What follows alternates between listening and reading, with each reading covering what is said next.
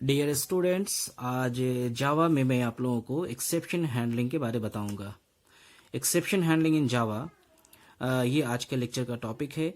What is exception, होता क्या है और इसको हैंडल कैसे करते हैं प्रोग्रामिंग लैंग्वेज में, स्पेशली इन जावा में।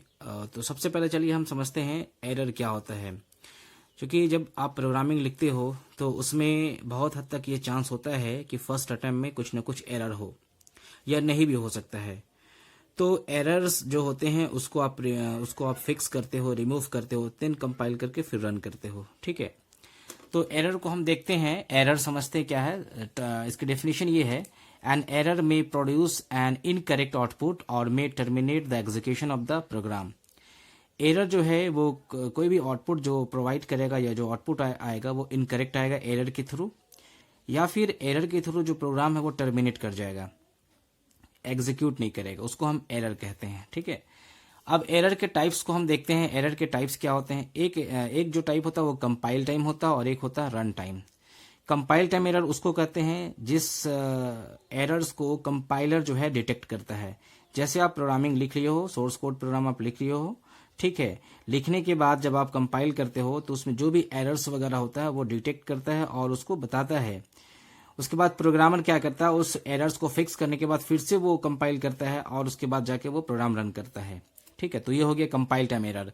दूसरा क्या है? Run time error. Run time error वो होता है जो कंपाइल टाइम एरर्स से पता नहीं चलता, लेकिन जब प्रोग्राम रन करता है तो उसकी आउटपुट सही नहीं आती। उसकी जो आउटपुट वो सही नहीं आती है, कुछ different types of message show करता है, डिस्प्ले करता है। तो हम यहाँ पे वन बाय वन करके कंपाइल टाइम और एरर रन टाइम दोनों देखते हैं, एरर क्या होता है। ठीक है, चलिए सबसे पहले देखते हैं कंपाइल टाइम एरर क्या क्या हो सकता है। जैसे अगर प्रोग्रामिंग आप लिख रहे हो तो वहाँ पे सेमीकोलन आप देना भूल गए हो, या फिर ब्रैकेट्स मिसिंग है, यानी कि एक ब्रैकेट आपने दिया है और उस ब्रैकेट को आपने बंद करना भूल गए हो। ठीक है, उसके बाद कुछ ऐसे वेरिएबल्स है जिसको आपने डिक्लेयर नहीं किया और उसमें आपने वैल्यू जो है असाइन कर रहे हो, तो वहाँ भी वो एरर जनरेट्स होता है। या फिर बैड रेफरेंस टू ऑब्जेक्ट्स, यानी कि ऑब्जेक्ट्स के जो बैड रेफरेंस होते हैं। इसके अलावा बहुत सारे कंपाइल टाइम एरर्स होते हैं जो कंपाइलर जो है कंपाइल टाइम में डिटेक्ट करता है। ठीक है, दूसरा क्या होता है? रन टाइम एरर होता है। रन टाइम एरर क्या होता है? प्रोग्राम तो रन कर जाता है लेकिन उसका आउटपुट जो है वो सही नहीं होता, या फिर दूसरे आउटपुट को डिस्प्ले होने नहीं देता है। ठीक है, तो रन टाइम एरर में देखते हैं सबसे पहले क्या, dividing N integer by zero. ये बहुत फेमस और कॉमन रन टाइम एरर होता है जिसको आप लोगों ने C++ में भी पढ़ा था, dividing N integer by zero. ये जो एरर है ये अरिथमेटिक एक्सेप्शन से रिलेटेड है। अभी हम आगे पढ़ेंगे एक्सेप्शन क्या होता है, उसके टाइप्स क्या होते हैं।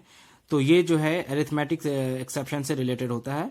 दूसरा क्या, out of bounds of an array, यानी एरे से रिलेटेड है कि जितनी एरे के साइज है अगर वो हम उससे ज्यादा हम एरे के साइज दे रहे हैं, एरे जो वैल्यू एलिमेंट इनपुट कर रहे हैं, तो वहां पे ये एरर जनरेट्स होता है। फिर क्या है, पासिंग इनवैलिड पैरामीटर्स है। पैरामीटर्स कुछ हम जो फंक्शन के डिक्लेरेशन में कुछ और पैरामीटर्स दिए हैं और डेफिनेशन में या कॉलिंग में कुछ और हम डाल रहे हैं, तो वहां पे क्या होगा, इनवैलिड पैरामीटर्स होगा। फिर यहाँ पे या तो converting invalid strings to a number, string को इनवैलिड स्ट्रिंग को नंबर में कन्वर्ट कर रहे हैं। तो इस तरीके से बहुत सारे रन टाइम एरर्स भी होते हैं, उसको भी हम लोग वन बाय वन करके देखेंगे। ठीक है, चलिए तो ये हो गया एरर्स, उसके टाइप्स। आगे बढ़ते हैं, एक्सेप्शन क्या होता है। An exception is a condition that is caused by a runtime error in the program. Runtime error में जो कंडीशन जो causes होते हैं, जो errors जनरेट होते हैं, उसे हम क्या कहते हैं?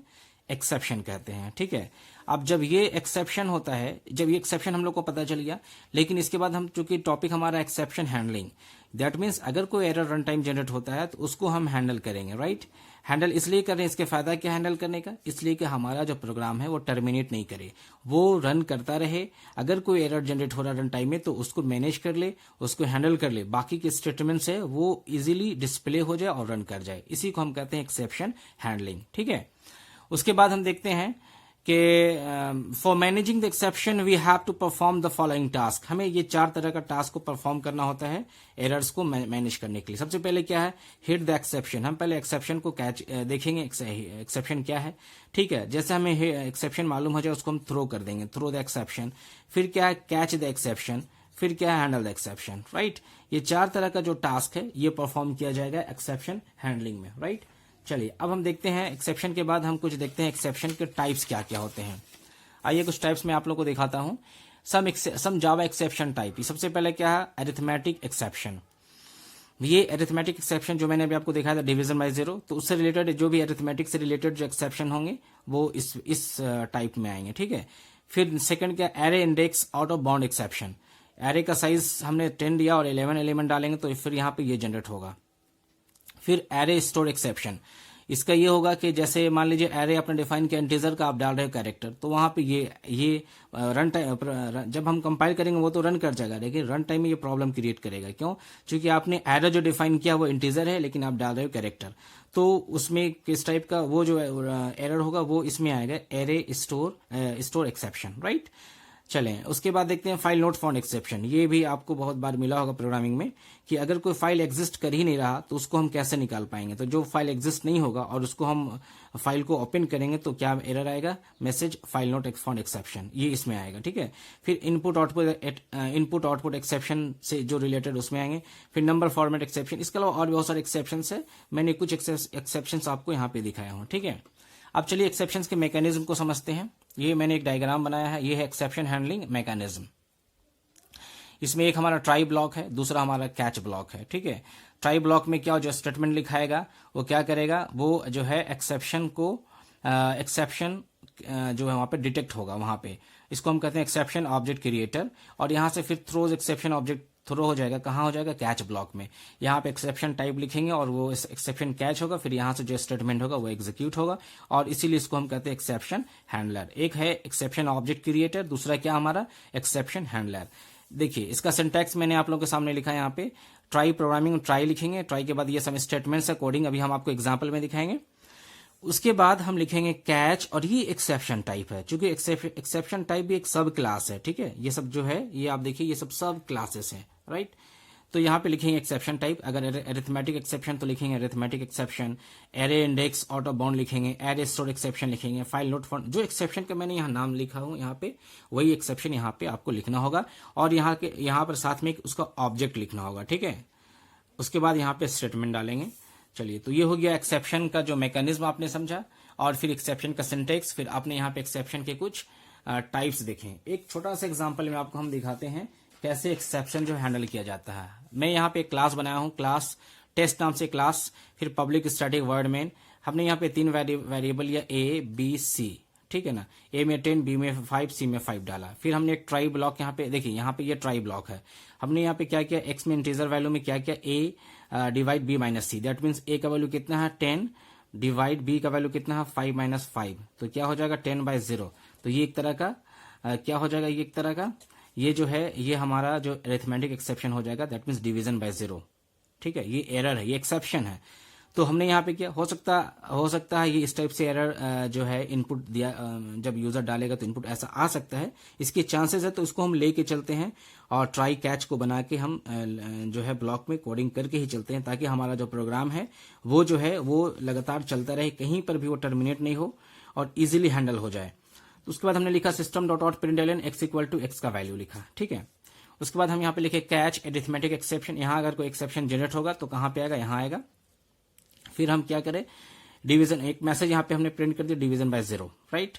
उसके बाद हमने एक और स्टेटमेंट लिखा int Y equal to A by B plus C. यहाँ पे क्या हो जाएगा 10 और बी प्लस सी कितना है 5 plus 5, that means 10/10, right, equal to 1।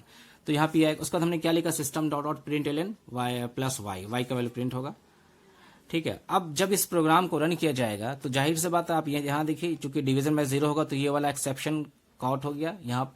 तो ये जब एक्सेप्शन होगा तो ये वाला स्टेटमेंट एग्जीक्यूट नहीं करेगा, राइट। तो ये कहाँ चला जाएगा, कैच एक्सेप्शन, क्योंकि कम से कम एटलीस्ट एक कैच एक्सेप्शन होना एक कैच ब्लॉक होना बहुत जरूरी है।